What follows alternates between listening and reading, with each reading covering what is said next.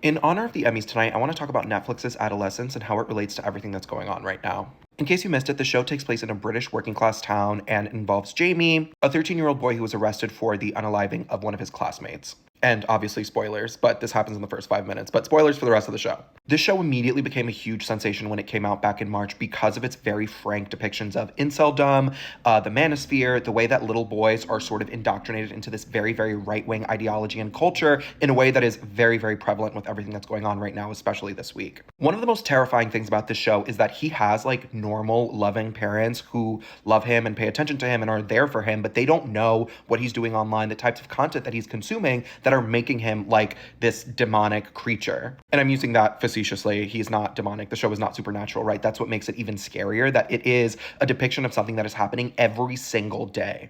If you follow me, you know that I talk a lot about incels. I talk a lot about the way that incel culture has sort of seeped into mainstream culture. My mutual Nia Ola talked about this recently, and Christian Devine was talking about it this week with regards to the Groypers and the unaliver of Charlie Kirk. There is an entire culture out there, like these people, these men mostly, are literally spending all of their time online consuming content that they believe that women and people of color are inferior to them. They believe that like they are meant to inherit the earth. They believe that all of their problems would be solved if they were like hotter and taller and richer. And it's like this weird perversion of sociology of understanding like patriarchy and capitalism where they just believe, and I've talked about this a lot on this account in the last 3 years. I've talked about it a lot on Substack, right? This idea that like if you are hot you will have no problems, if you are skinny you will have no problems, like all of it is like a very warped understanding of the way that the world works, because like yeah, your life will be a little bit easier, but that doesn't mean that you will never ever have any problems. And I think the unaliver of Charlie Kirk is much, much, much, much further right than any of us even understand.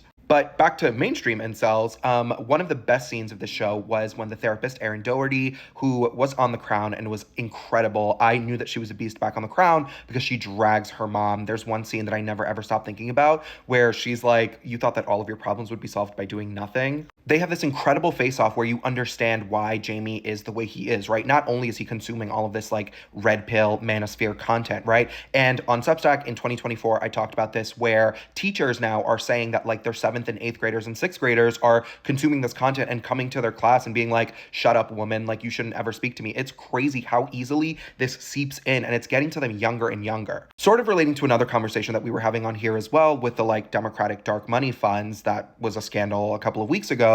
This idea that like the right wing is very, very, very proficient at radicalizing and mobilizing their forces, and in a way that the left wing simply is not, right? So like the left wing paying content creators is honestly whatever when we have situations like this happening where 11 and 12-year-old boys are learning that like they should like unalive women. You know what I mean? Like this is how deep the ideology is going. Anyway, this episode is the best episode of the entire show because we fully understand Jamie's worldview, right? He doesn't believe that he did anything wrong, right? What he says to the cops is, I didn't do anything wrong, I didn't do anything wrong, I didn't do anything wrong. But he's not saying he didn't do it, right? When they finally understand that it was him and they understand that he unalived Katie because she was bullying him, aka she said a couple of mean things to him on Instagram, he is fully standing in his like truth and saying, well, she deserved it. Like, I didn't do anything wrong. He like slut shames her, he calls her all sorts of things, and he's like, she deserved it for not wanting to be with me, for not liking me, for making fun of me, right? The worst thing in his mind is being made fun of. It honestly becomes a devastating portrait of what happens when this sort of situation is allowed to go on unchecked, right? When people are spending way too much time online and becoming like radicalized in these insane ways that